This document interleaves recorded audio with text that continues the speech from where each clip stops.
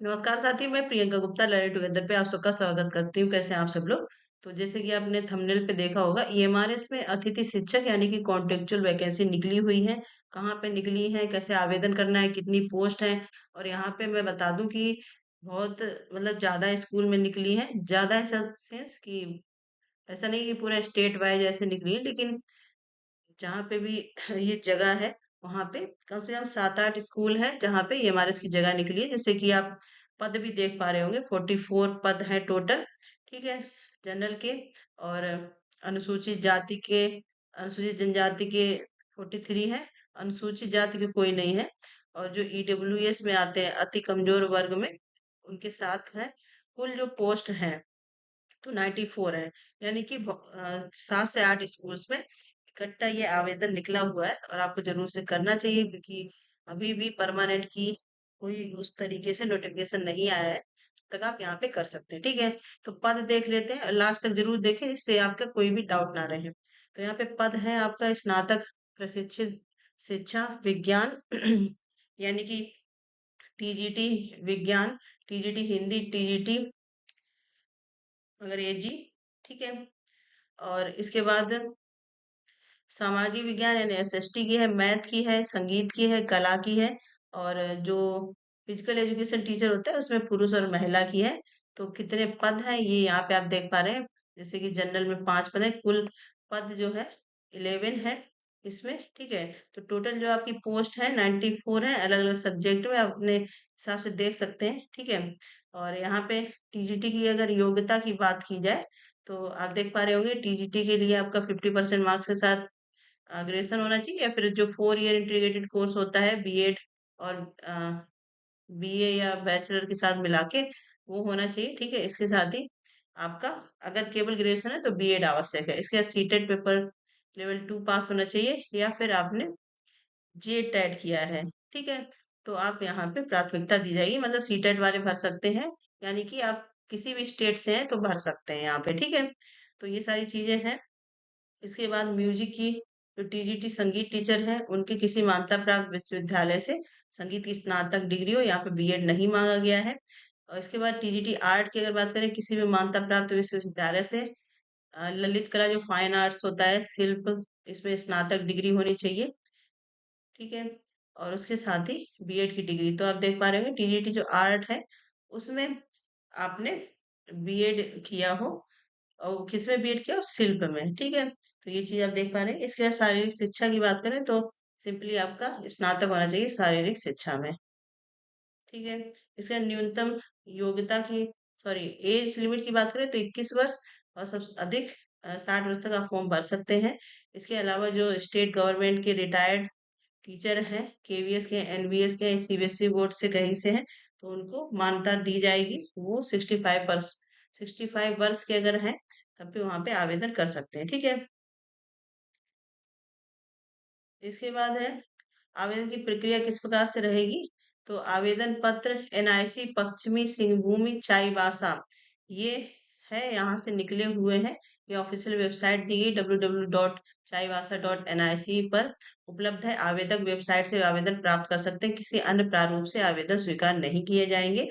आवेदन पूर्ण रूप से भरा हुआ होना चाहिए। आवेदन पत्र के साथ सभी शैक्षिक आपके प्रमाण पत्र, या फिर सर्टिफिकेट, जाति प्रमाण पत्र, आवासीय प्रमाण पत्र, ठीक है, आधार कार्ड और अनुभव प्रमाण पत्र, जितने भी प्रमाण पत्र हैं, सबको सेल्फ अटेस्ट करके आपको स्पीड पोस्ट करना है। ठीक है, स्पीड पोस्ट कहाँ पे करना है, ये जिला कल्याण कार्यालय पश्चिमी सिंहभूमि चाईबासा, पिन कोड दिया गया, यहाँ पे करना है। और कब तक करना है, 10 जुलाई तक आपका आवेदन शाम के 5 बजे तक पहुंच जाना चाहिए। उसके बाद स्वीकार नहीं किए जाएंगे। तो डेट जो है यहाँ पे 10 जुलाई दी गई है, ये आप देख पा रहे होंगे। ठीक है, तो इसके हिसाब से आप अपना स्पीड पोस्ट कर सकते हैं, और एड्रेस भी यहाँ पे मेंशन कर दिया है, तो आप एड्रेस देख सकते हैं। ठीक है, इसी एड्रेस पे आपको भरना है। लिफाफे में सारी चीजें करके, जितने भी आपके डॉक्यूमेंट हैं इम्पोर्टेंट, वो सब लगा के यहाँ पे आपको आवेदन करना है 10 जुलाई तक। ठीक है, चयन की प्रक्रिया क्या रहने वाली है। प्राप्त आवेदन के आलोक में योग्य उम्मीदवार की सूची तैयार की जाएगी। इसके बाद अभ्यर्थियों का चयन जिला स्तरीय समिति द्वारा किया जाएगा, और बेस्ट के आधार पर। साक्षात्कार हेतु चयनित आवेदकों को साक्षात्कार की तिथि एवं समय अलग अलग से संसूचित किया जाएगा, मतलब आपकी मेरिट के हिसाब से बनेगी। इसका जो इंटरव्यू के लिए सेलेक्ट किए जाएँगे, उनकी अलग-अलग, मतलब क्योंकि 7 से 8 स्कूल है, अभी मैं आपको स्कूल का नाम भी दिखाऊँगी, उनकी अलग-अलग मेरिट लिस्ट निकलेंगी, ठीक है? और वहाँ पे आपको इंटरव्यू के लिए जाना होगा। इसके बाद यहाँ पे है कि विभागीय प्राप्तांक 202 दिनांक 28/1/2025 के द्वारा रिक्त शिक्षक शिक्षकेतर के पद पर गेस्ट शिक्षकों के चयन हेतु स्थानीय को प्राथमिकता दी जाएगी। मतलब जो अ, आपका गेस्ट टीचर है, अगर मतलब उसी लोकल एरिया के हैं, तो उनको थोड़ी सी प्राथमिकता दी जाएगी। इस प्रकार से चीजें होंगी। इसके बाद और भी क्या क्या शर्तें हैं, तो वो भी हम लोग यहाँ पे देख लेते हैं। बाकी तो ऐसा कुछ नहीं है। आपका यहाँ पे 31 मार्च तक 2026 तक आपका टेन्योर रहेगा, यानी कि क्योंकि कॉन्ट्रैक्ट पे है तो 1 साल का होता है। या फिर अगर कोई परमानेंट टीचर जैसे छुट्टी वगैरह पे जाते हैं तो उनकी जगह पे आपको बुलाया जाएगा, फिर वो आ जाएंगे तो तब तक आपका पूरा कार्यकाल रहेगा, ठीक है। इसके बाद परमानेंट पोस्ट के लिए आप आवेदन मतलब नहीं कर सकते कि आप कॉन्ट्रैक्ट में हैं, परमानेंट पोस्ट के लिए आप अप्लाई या फिर अपने आप को परमानेंट पोस्ट के लिए दावेदार नहीं बना सकते हैं, ठीक है। इसके बाद अतिथि शिक्षकों का कार्य समय नियमित शिक्षकों के समान ही होगा।